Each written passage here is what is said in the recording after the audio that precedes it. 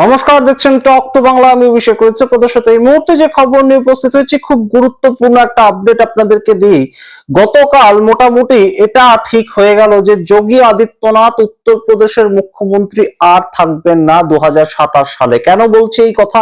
অত্যন্ত গুরুত্বপূর্ণ একটা চেঞ্জ উত্তরপ্রদেশের রাজনীতিতে গতকাল হয়ে গিয়েছে। কি সেটা আপনাদের জানাই। পঙ্কজ চৌধুরী বিজেপি রাজ্য সভাপতি হিসাবে একমাত্র তিনি মনোনয়নপত্র দাখিল করেছেন, এবং সেই মনোনয়নপত্র দাখিলের ক্ষেত্রে যোগী আদিত্যনাথের কখনোই পছন্দের মানুষ ছিলেন না পঙ্কজ চৌধুরী।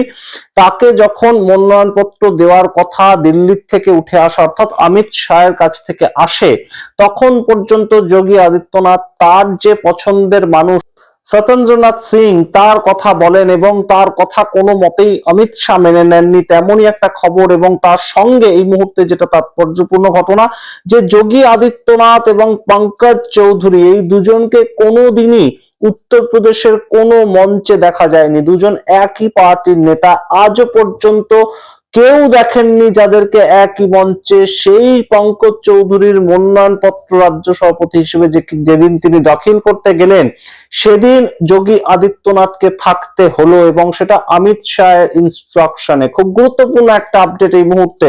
তার কারণটা আপনাদেরকে জানাই।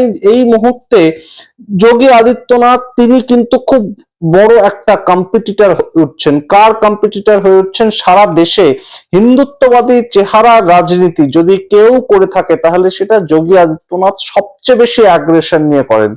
নরেন্দ্র মোদী যে জায়গাগুলোতেও রেখে ঢেকে কথা বলেন, সেই জায়গাগুলোতেও কোথাও গিয়ে যোগী আদিত্যনাথ যা ইচ্ছা বলে দেন। এবং হিন্দুত্ববাদী রাজনীতি, সেটাই কিন্তু বিজেপির মূল ভিত্তি। ভোট পাওয়ার মূল জায়গাটা কিন্তু হিন্দুত্ববাদী রাজনীতিতেই, এবং সেই জায়গাটা ভিত্তি করেই কিন্তু তারা একটার পর একটা রাজ্য জয় করেছে ধর্মের ভিত্তিতে, ভোটের মাধ্যমে। সেটা তাদের পলিটিক্স তৈরি করার নিয়ম, এবং সেই জায়গাটাতে যোগী আদিত্যনাথ বারংবার সফলতা পেয়েছেন। এবং 2027 সালের জানুয়ারি মাসে যে ভোট আসছে, তার বেশ এক বছর আগেই একটা গুটি কিন্তু সাজিয়ে নিলেন অমিত শাহ, যে গুটিটার নাম পঙ্কজ চৌধুরী। এবার আপনাদেরকে আরো একটা গুরুত্বপূর্ণ তথ্য দিই, যে এই গোরখপুর থেকেই কিন্তু পঙ্কজ চৌধুরী আসেন, এবং তিনি 90 সাল থেকে এই গোরখপুর থেকে বিভিন্ন জায়গা থেকে লড়ছেন। এই গোরখপুরটা কার জায়গা বর্তমানে? গোরখপুরটা হচ্ছে যোগী আদিত্যনাথ তার নির্বাচনী ক্ষেত্র। আরো বিভিন্ন ধরনের আপডেট আপনাদের এই ভিডিওতে দেব। সামগ্রিকটা দেখুন শেষ অবধি, অত্যন্ত তাৎপর্যপূর্ণ এই ভিডিও। অবশ্যই তার আগে টক টু বাংলা ইউটিউব চ্যানেলটিকে সাবস্ক্রাইব করুন। এই ভিডিও অবশ্যই শেষ অবধি দেখুন এবং ছড়িয়ে দিন আপনাদের সার্কেল। এবার আপনাদেরকে জানাই যে গোরখপুর থেকে শিব প্রতাপ শুক্লা, তার সঙ্গে রাধা মোহন দাস আগরওয়াল, তার সঙ্গে সঞ্জয় নিষাদ এবং এই পঙ্কজ চৌধুরী, এই চারজনকে দিয়ে সম্পূর্ণ জায়গাটা ঘিরে সাংগঠনিকভাবে যোগী আদিত্যনাথকে দুর্বল করার চেষ্টা করছেন অমিত শাহ বহুদিন আগে থেকে। একজন একজন করে আমরা নামগুলো নিয়ে একটু বিশ্লেষণ করি। শিব প্রতাপ শুক্লা তিনি বহুদিন আগেকার মানুষ, এবং তার দখলে কিন্তু হিন্দু প্রধান ভোট বলতে শুধু যোগী আদিত্যনাথের নয়, তার সঙ্গে শুক্লা যে গোত্র, সেই গোত্রের ভোটটা কিন্তু এই শিব প্রতাপ শুক্লা তার আওতায় রয়েছে। তার সঙ্গে তিনি হচ্ছেন অত্যন্ত সম্ভ্রান্ত পরিবারের একজন বহুদিনের পুরনো রাজনীতিবিদ, এবং তার বাবার সময় থেকে রাজনীতিবিদ তিনি।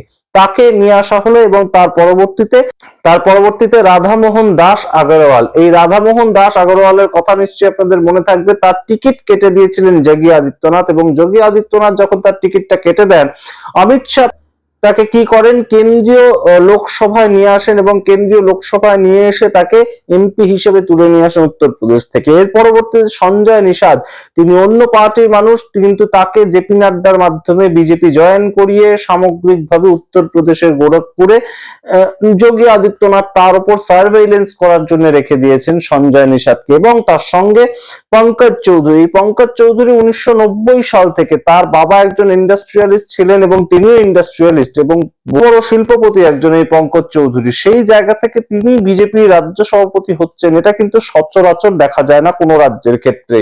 সেই জায়গাটা কিন্তু এই মুহূর্তে অমিত শাহ তিনি বজায় রাখলেন। এবং আপনাদের আরো ইন্টারেস্টিং কিছু তথ্য দিই, যোগী আদিত্যনাথ তিনি তার সবচেয়ে গুরুত্বপূর্ণ এতদিন শক্তিটা কি ছিল, জায়গাটা ছিল তিনি আরএসএস এর খুব কাছের মানুষ, তিনি আরএসএস কে খুব কাছ থেকে চেনেন, আরএসএস এর পক্ষ থেকেই তার নাম সাজেস্ট করা হয়েছিল, সেই জায়গা থেকে তিনি রাজনীতিতে আসেন একদম এই ইত্যাদি।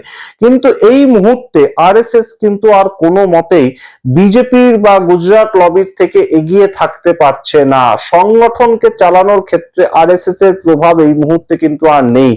সেই জায়গাটা সম্পূর্ণ যে নেই বলা যায় না, সাংগঠনিক ভাবে তারা নিচু তলায় কাজ করবে, কিন্তু ডিসিশন মেকিং এর ক্ষেত্রে আরএসএস একদম বিজেপি রাজ্য সভাপতি কে হবে, বিজেপির পরবর্তী কেন্দ্রীয় মন্ত্রী কে হবে, কোন জায়গায় কে দায়িত্ব সামলাবে, এই বিষয়গুলো কিন্তু আর আরএসএস এর কথা অনুযায়ী হচ্ছে না। তার কারণ বিহার ভোট, তার কারণ দিল্লির ভোট, তার কারণ হরিয়ানার ভোট, তার কারণ মহারাষ্ট্রের ভোট, এই পরপর 4টে ভোটের জয় কোথাও গিয়ে কিন্তু অমিত শাহকে অপ্রতিরোধ করে তুলেছে। এবং রিসেন্টলি বিহার ভোটের পরবর্তীতে আমরা কিন্তু দেখতে পেয়েছি বিভিন্ন প্রেক্ষিতে অমিত শাহ একাই সিদ্ধান্ত নিচ্ছেন এবং তার ওপর সিদ্ধান্ত নেওয়ার মতন এই মুহূর্তে আর কেউ নেই। এবং সেই জায়গা থেকে যোগী আদিত্যনাথের পরবর্তী যে পজিশন, সেটা যে আমরা শিবরাজ সিং চৌহানের মতন হতে দেখবো না, কিংবা আমরা মনোহরলাল খট্টার তার মতন হতে দেখবো না, এ কিন্তু আমরা বলতে পারি না। তার কারণটা কি, শিবরাজ সিং চৌহান তাকে কি করা হয়েছিল, রাজ্য থেকে তুলে নিয়ে এসে, মধ্যপ্রদেশ থেকে তুলে নিয়ে এসে হঠাৎ করে কেন্দ্রীয় কৃষি মন্ত্রী বানিয়ে দেওয়া হয়েছিল। তাতে কি তার দর যেটা, তার পার্টির মধ্যে ক্ষমতা যেটা, সেটা বাড়লো না কমলো? আপনারা বিচার করে কমেন্ট বক্সে কমেন্ট করবেন। তবে যোগী আদিত্যনাথকে কিন্তু এই মুহূর্তে 2027 সাল পর্যন্ত তিনি মুখ্যমন্ত্রী থাকবেন কিনা, সেটা আজকের থেকে কিন্তু একটা বড় সড়ো প্রশ্নের মুখে দাঁড়িয়ে গেল। কারণ যোগী আদিত্যনাথ এবং পঙ্কজ চৌধুরী দুই মেরুর দুই নেতা, এবং যোগী আদিত্যনাথ রাজ্যের জুড়ে মুখ্যমন্ত্রীর পদে আছেন, কিন্তু অমিত শাহ কন্টিনিউয়াসলি চেষ্টা করছেন যে যোগী আদিত্যনাথের হাত থেকে ক্ষমতাটা কিভাবে কক্ষিগত করা যায়, সেটা একটা দিনের আলোর মতন বাস্তব। তার কারণটা আপনাদেরকে বলি, যোগী আদিত্যনাথ কয়েকদিন আগে অযোধ্যাতে, আপনাদের মনে থাকবে দীপাবলির সময় একটা খুব বড় উৎসব করেন, এবং সেই উৎসবটাতে যোগী আদিত্যনাথ নিজের নামে পোস্টার ছাপালেন, কিন্তু যোগী আদিত্যনাথ সেই পোস্টারের মধ্যে দুজন উপমুখ্যমন্ত্রী তাদের নামও রাখলেন না, ছবি তো দিলেন না বটেই, তাদের নামও রাখলেন না। যারা আমাদের রেগুলার ফলোয়ার তারা এই খবরটা দেখেওছেন নিশ্চয়ই, মনে থাকলে। এবং এই জায়গাটা, এই দুজন উপমুখ্যমন্ত্রী তারাও কিন্তু সম্পূর্ণভাবে অমিত শাহের পছন্দের মানুষ। তারা কারা? কেশব প্রসাদ মৌর্য এবং তার সঙ্গে বিজয় পাঠক, এই দুজন উপমুখ্যমন্ত্রী। এবং এদের সবার মাধ্যমে অমিত শাহ যোগী আদিত্যনাথকে যেন ঘিরে রেখেছিলেন এতদিন ধরে, এবং সেই জায়গাটা আরো বড় একটা বৃহত্তর প্রেক্ষিত তৈরি করলেন আজকে পঙ্কজ চৌধুরীকে সামগ্রিকভাবে তাকে একটা রাজ্য সভাপতির পদে বসিয়ে। তিনি এখন থেকে লখনৌতে বসবেন, তিনি সামগ্রিক বিষয়টা নির্ধারণ করবেন। যদিও এই বিষয়তে কিন্তু বেশ খানিকটা নড়ে চড়ে বসার দরকার, কার না, এই মুহূর্তে অখিলেশ যাদব মুখ্যমন্ত্রী হওয়ার স্বপ্ন দেখছেন 2027 সালে, কিন্তু সেটা আদপে কি হবে, নাকি পঙ্কজ চৌধুরী সম্পূর্ণ বিষয়টাকে ঘুরিয়ে দেবেন? কারণটা হচ্ছে, এই মুহূর্তে আপনাদের বলি, অটল বিহারী বাজপেয়ীর সময় পঙ্কজ চৌধুরী কিন্তু তখন ছিলেন রাজনীতিবিদ, তখন তিনি ইন্ডাস্ট্রিয়ালিস্ট ছিলেন, নতুন নতুন ইন্ডাস্ট্রিয়ালিস্ট, এবং তার সঙ্গে রাজনীতিবিদও ছিলেন।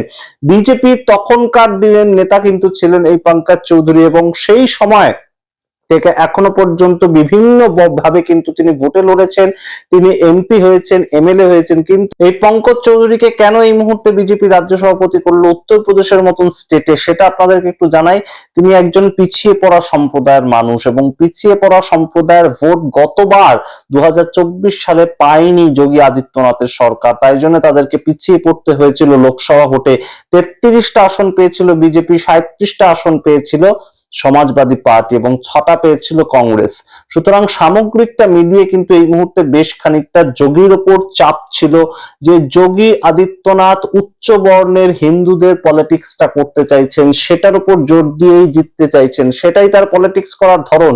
কিন্তু নিম্ন বর্ণের যারা হিন্দু, দলিত, পিছিয়ে পড়া আদিবাসী সম্প্রদায়, এবং তার সঙ্গে গুরুত্বপূর্ণভাবে সংখ্যালঘু সম্প্রদায়, তাদের ভোটটা সম্পূর্ণ পাচ্ছিলই না বিজেপি, সেই জায়গাটাকে আবার রিকভার করার জন্য এবং তার সঙ্গে যোগী আদিত্যনাথকে মুখ হিসাবে রেখে প্রজেক্ট করে শেষ পর্যন্ত ভোটে জেতার পরবর্তীতে যোগী আদিত্যনাথকে কেন্দ্রীয় মন্ত্রকে একটা জায়গা দেওয়া এবং তার হাত থেকে মুখ্যমন্ত্রী পদটা সরিয়ে নেওয়া, এটাই কিন্তু এই মুহূর্তে রাজনৈতিক বিশ্লেষকরা মনে করছেন অমিত শাহের পরবর্তী চাল।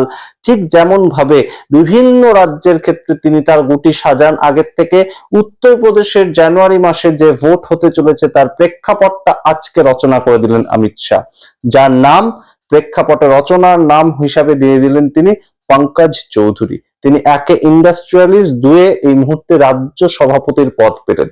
সামগ্রিকটা রাখলাম আপনাদের সামনে, একজন পিছিয়ে পড়া হিন্দু ধর্মের মানুষ, তার হাতে উত্তরপ্রদেশের যোগী আদিত্যনাথের স্টেটে যেখানে হরিওম বাল্মীকির মতন ঘটনা ঘটে, সেই রকম একটা জায়গায় একজন পিছিয়ে পড়া মানুষের হাতে বিজেপির ক্ষমতা গেল।